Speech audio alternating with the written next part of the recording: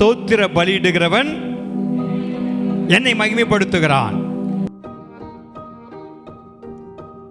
இந்த ஆண்டவர் செய்த இந்த காரியம் என்னால் மறக்க முடியாது. நான் அவருக்கு நன்றி சொல்றேன், அவரை மகிமைப்படுத்துறேன். அந்த சாட்சி இங்கே கேட்க போற ஆண்டவரே அவங்களுக்குள்ள ஒரு விசுவாசத்தை வர வைக்கணும். புதிய ஆண்டுக்குள்ள இன்னும் பெரிய நன்மைகளை எதிர்பார்க்க வைக்க வேண்டும்.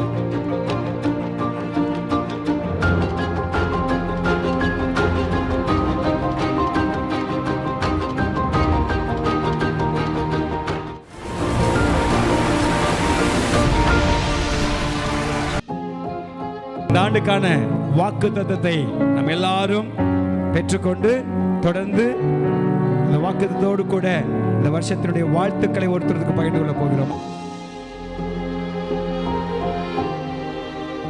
முதலாவது ஒரு சிறு நடனத்தை சிறு பிள்ளைகள் மூலமாக நாம் அந்த புது வருஷத்தின் வரவேற்பை பெற்றுக்கொண்டு விட்டு சில காரியங்களுக்கு ஜெபிக்க போகிறோம். வாக்குத்தத்தின் வார்த்தையை பெற்றுக்கொள்ள போகிறோம்.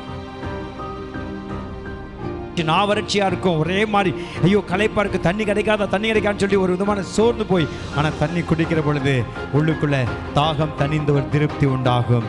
ஆவிக்குரிய வாழ்க்கையில இந்த ஆண்டுல கர்த்தர் அப்படி உங்களை ஆசீர்வதிக்க விரும்புகிறார். உங்களுடைய அபிஷேகத்தை கர்த்தர் உங்களுக்குள்ளாய் பெருக பண்ண விரும்புகிறார்.